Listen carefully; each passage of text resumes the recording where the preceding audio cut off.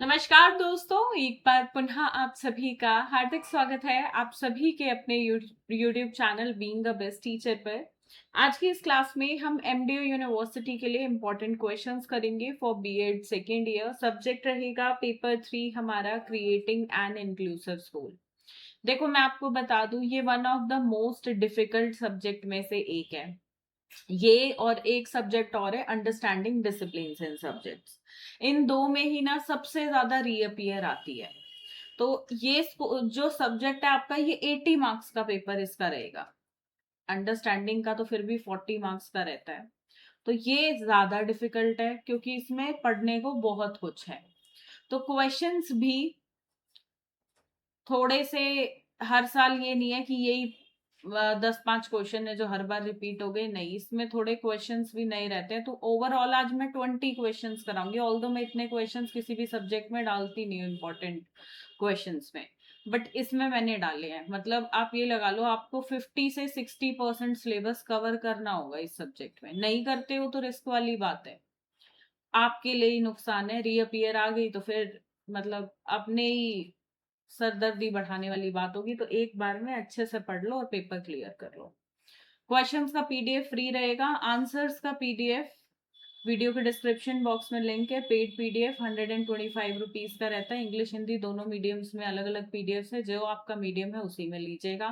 और इस सब्जेक्ट को बुक से करने की गलती मत करना। अपने बुक्स ना किसी कोने में रख देना, बाद में पढ़ लेना उन्हें नॉलेज के लिए, एग्जाम टाइम पे एग्जाम के लिए। और सिर्फ इस सब्जेक्ट के लिए स्पेसिफिकली बोलूंगी, आंसर्स पीडीएफ से। बहुत इजी तरीके से मैंने इस सब्जेक्ट को आपके लिए बनाकर दिया है नोट्स में, तो उसी से ही पढ़ना सिर्फ और सिर्फ। चलो, बाकी सीटेट का बैच हमारा शुरू हो चुका है, पेपर 1 पेपर 2 और कंबाइंड बैच भी, तो आप इसके साथ जुड़ सकते हैं। एंड सीटेट के अगर नोट चाहिए, पेपर 1 पेपर 2 में साइंस मैथ्स है आपका या एसएसटी है, या दोनों पेपर अगर आप देने वाले हैं, तो आप उस हिसाब से नोट्स का चुनाव कर सकते हैं। सभी इंपॉर्टेंट लिंक्स जो हैं मैंने ड्रॉप कर दिए हैं डिस्क्रिप्शन बॉक्स में। बाकी अपना बीएड का क्रैश कोर्स तो है ही। देखो, अभी तक आपके 2 पेपर हुए हैं, बट ये क्रैश कोर्स अभी 7 के 7 सब्जेक्ट इसमें मैंने डाले हुए हैं। 1200 रुपए का क्रैश कोर्स रहेगा और सभी इंपॉर्टेंट टॉपिक्स इसके अंदर कवर्ड है जो गारंटीड एग्जाम्स में आएंगे।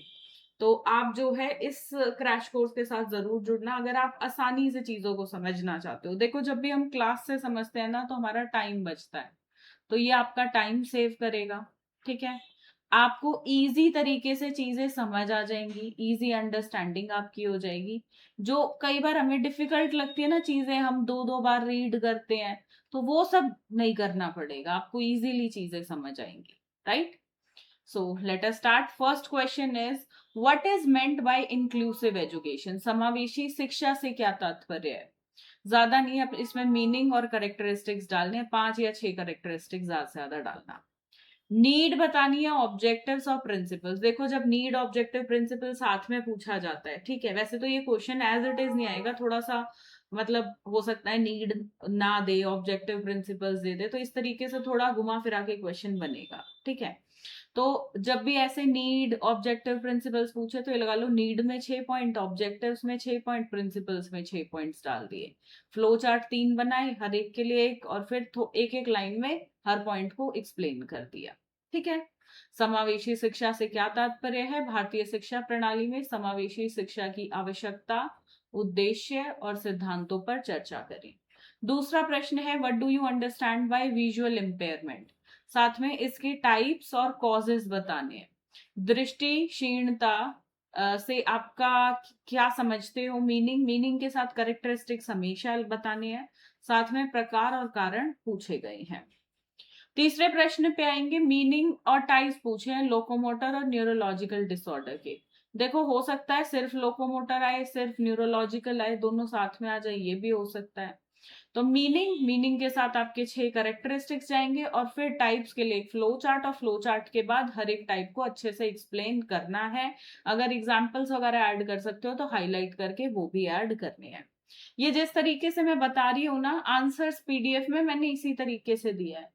इस सब्जेक्ट को बहुत सिस्टमैटिक तरीके से पढ़ना आपको पड़ेगा, ये नहीं जैसे बाकी सब्जेक्ट्स पढ़ लिए वैसे पढ़ लिया, इसका एक स्पेशल तरीका है, क्योंकि देखो इसमें मेडिकल वाले कॉन्सेप्ट भी हैं बहुत सारे, ठीक है, मेडिकल टर्म्स भी यूज हो रखी है इस सब्जेक्ट में, तो समझना थोड़ा ढंग से उन्हें पड़ेगा, ठीक है।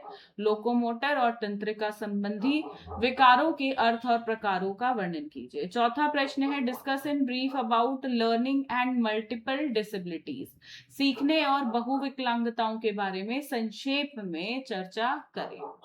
पांचवें प्रश्न पे बढ़ेंगे, मीनिंग, कैरेक्टरिस्टिक्स और टाइप्स बताने हैं भाई मेंटली रिटार्डेड चिल्ड्रन के, इसके कॉजेज भी बताने हैं, साथ में इंस्ट्रक्शनल स्ट्रेटेजीज। देखो ये इतना इंपॉर्टेंट क्वेश्चन है, मेंटल रिटार्डेशन पे एमआर पे क्वेश्चन आता ही है। खैर अब हम मेंटल रिटार्डेशन नहीं बोलते हैं, ठीक है, ये वर्ड डिसकंटिन्यू हो गया है, मतलब कोई भी टीचर इस शब्द को कंटिन्यू नहीं कर सकता, ऐसा है, पर अभी हमारे सिलेबस में चल रहा है तो हम क्या करें, हमें भी यही शब्द पे आंसर लिखना पड़ेगा। मानसिक रूप से मंद बच्चों का अर्थ, विशेषताओं, प्रकार को समझाइए, इसके सभी कारण भी आपको बताने और इसके अनुदेशात्मक रणनीतियों पर भी चर्चा करनी है। छठा प्रश्न है राइट टू एजुकेशन के प्रोविजंस बताओ भाई अंडर सलामंका स्टेटमेंट, एंड ये सलामंका स्टेटमेंट बहुत इंपॉर्टेंट है, इस पे क्वेश्चंस आते हैं, कई बार ये शॉर्ट क्वेश्चन में आ जाती है, या 16 नंबर का क्वेश्चन ऐसे 8 और 8 नंबर में डिवाइड हो जाता है ए और बी पार्ट में, तो तब भी सलामंका का क्वेश्चन आ जाता है, बट आता है, बहुत इंपॉर्टेंट है। Seventh is describe the education of students with disabilities in POA act और पीडब्ल्यूडी एक्ट, या आरसीआई एक्ट और आरटी एक्ट में पूछ लेगा। इन चारों के ना कुछ कॉमन पॉइंट्स है, वो ऐसे 5-6 पॉइंट्स करो जो चारों में चल जाए, क्योंकि रिपीटेड बातें हो रखी है हर एक में, तो ऐसे वाले पॉइंट्स करोगे तो ज्यादा बढ़िया रहेगा, एक तीर से चार निशाने।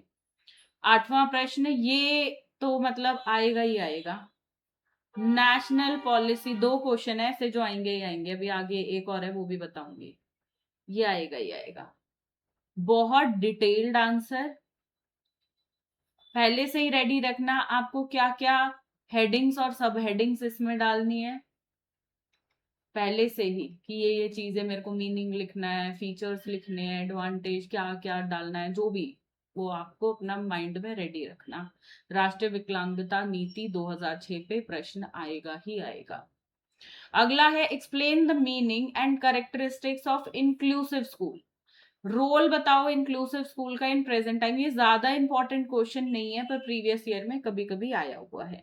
समावेशी विद्यालय का अर्थ है, विशेषताएं समझाइए, वर्तमान समय में समावेशी विद्यालयों की भूमिका क्या है, और साथ ही समावेशी शिक्षा के सिद्धांतों पर चर्चा करें। 10वां प्रश्न है पेडागोजिकल स्ट्रैटेजीज पे, name some strategies and explain one of them in detail, शैक्षणिक रणनीतियों का क्या अर्थ है, कुछ रणनीतियों के नाम बताएं और उनमें से एक को विस्तार से आपको समझाना है।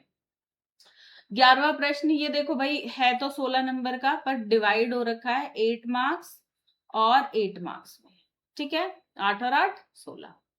Role of teacher and special, ये बहुत इंपॉर्टेंट है, आता ही आता है, शॉर्ट में आए लॉन्ग में आए पर आता है। समावेशी व्यवस्था में शिक्षक एवं विशेष शिक्षक की भूमिका, देन समावेशी विद्यालय में शिक्षकों के व्यवसायिक प्रशिक्षण की आवश्यकता, need of professional training of teachers in inclusive schools.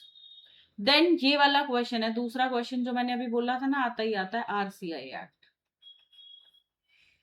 ठीक है, इस पे भी क्वेश्चन आएगा ही आएगा, आरसीई अधिनियम। Then describe the learning styles of children with special need. Children with special need ऐसे लिखा जाता है इसको, CWSN, या ऐसे भी लिख सकता है इलेबोरेट करके, ठीक है, ध्यान रखना शॉर्ट फॉर्म में CWSN, children with special needs. समावेशी विद्यालय में विशेष आवश्यकता वाले बच्चों के सीखने की शैली का वर्णन करें। अगला प्रश्न, ये आईसीटी वाला प्रश्न ना एक आएगा क्वेश्चन, कि भाई आईसीटी को आज के टाइम में हम स्पेशल बच्चों को पढ़ाने के लिए या इंक्लूसिव स्कूल्स में, या बच्चों की जो विजुअल बच्चे हैं, हियरिंग इम्पेयर्ड बच्चे हैं, उनकी सहायता के लिए कैसे यूज कर रहे हैं, कैसे भी आए क्वेश्चन आएगा भाई, इंक्लूसिव स्कूल्स में हम कैसे यूज कर रहे हैं, इस तरीके से हम इसको कर लेंगे आंसर को, तो फिर आंसर क्वेश्चन जैसे भी घुमा फिरा के आ जाए आंसर हम कर पाएंगे, ठीक है। तो और ज्यादातर ऐसा ही क्वेश्चन आता है, बट एक आईसीटी से संबंधित, क्योंकि आज के टाइम में टेक्नोलॉजी ना हर चीज को आसान कर रही है, तो इसलिए ऐसा एक क्वेश्चन पेपर में आता ही आता है। समावेशी विद्यालय व्यवस्था में आईसीटी के उपयोग का वर्णन करें। 15वां प्रश्न है, explain the role of parents and teachers in developing a positive relationship between school and home. School और घर के बीच सकारात्मक संबंध विकसित करने में माता पिता और शिक्षकों की भूमिका स्पष्ट करें। 16वां प्रश्न है, discuss the role of inclusive school as a facilitators of inclusive education. समावेशी शिक्षा में सुविधा प्रदाता के रूप में समावेशी विद्यालयों की भूमिका पर चर्चा करें। इंपॉर्टेंट क्वेश्चन, प्रीवियस ईयर में काफी बार आया हुआ है। देन एक क्वेश्चन यहाँ पे पीयर ट्यूटरिंग पे, ये कॉन्सेप्ट पीयर ट्यूटरिंग का अच्छे से कर लेना। ये क्वेश्चन किसी क्वेश्चन के साथ थोड़ा सा ट्विस्ट या मर्ज होके पूछा जाता है, या स्पेशली भी पूछ लिया जाता है कि भाई व्यक्तिगत आवश्यक, ये हो गया ना शिक्षा शैक्षणिक रणनीति, सॉरी पीयर ट्यूटरिंग नहीं, इसको बोलेंगे हिंदी में सहकर्मी शिक्षण, सॉरी पीयर मतलब सहकर्मी, शिक्षण मतलब ट्यूटरिंग, ठीक है ये कॉन्सेप्ट। देन रेडीनेस, यहाँ पे कौन सी रेडीनेस की बात हो रही है, स्कूल रेडीनेस की बात हो रही है। ध्यान रखिएगा, स्कूल रेडीनेस लिखा हो या सिर्फ रेडीनेस लिखा हो, बात स्कूल रेडीनेस की हो रही है, स्कूल तत्परता की हो रही है। What all factors affecting school readiness, बच्चे को क्या मतलब स्कूल रेडीनेस भाई बच्चों को कैसे प्रभावित करता है, क्यों जरूरी है, ये है क्वेश्चन। आप अच्छे से इसको करो, आता ही आता है लगभग क्वेश्चन, एक आध बार ही नहीं आया होगा किसी साल में, वरना आता ही है। एक ये क्वेश्चन भी आता ही आता है, मैं स्टार लगा देती हूँ, ये स्टार वाले मत छोड़ देना गलती से। अडेप्टिव एंड असिस्टिव टेक्निक्स, ये एमडीयू यूनिवर्सिटी के लिए भी जरूरी है, और ऐसी यूनिवर्सिटीज जो एमडीयू को फॉलो करती हैं, चाहे वो आईजी हुई, जेजीयू हुई, गुरुग्राम हुई, ये इनके लिए भी जरूरी है क्वेश्चन, क्योंकि यहाँ से भी ये। आगे बढ़ेंगे क्वेश्चन नंबर 20 पे। अभी तक हमने जो करे हैं वो 19 क्वेश्चंस थे, 16 मार्क्स के अकॉर्डिंग लॉन्ग क्वेश्चंस, ठीक है, बट वहां से 4 मार्क्स वाले क्वेश्चंस भी फ्रेम हो सकते हैं, पूरा क्वेश्चन ना पूछ के एज अ पार्ट पूछ लिया जाएगा। और अब जो हम क्वेश्चन नंबर 20 कर रहे हैं, ये स्पेसिफिकली जो 4 मार्क्स में ही पूछे जाते हैं क्वेश्चंस वो रहेंगे। First is multisensory teaching, then infrastructure facilities in inclusive school, role of NGOs for CWSN, which is children with special needs. Then benefits of inclusion, meaning of diversity, cooperative learning, school awareness for addressing learning difficulties in inclusive school, role of special educator in an inclusive school, ये क्वेश्चन पहले भी हमने किया है, उसमें special teacher था, general teacher और स्पेशल टीचर का क्या रोल होता है, तो यहाँ पे स्पेशल एडुकेटर है। मैंने आपको बताया था कि 4 नंबर में भी क्वेश्चन आ सकता है, तो 4 नंबर में कुछ इस प्रकार से फ्रेम होगा। फिर है constitutional provisions for disabled persons, right. So ये क्वेश्चंस हैं जो 20 क्वेश्चंस इंपॉर्टेंट है, एंड 100% गारंटीड आपको आपका पेपर यहीं से देखने को मिलेगा।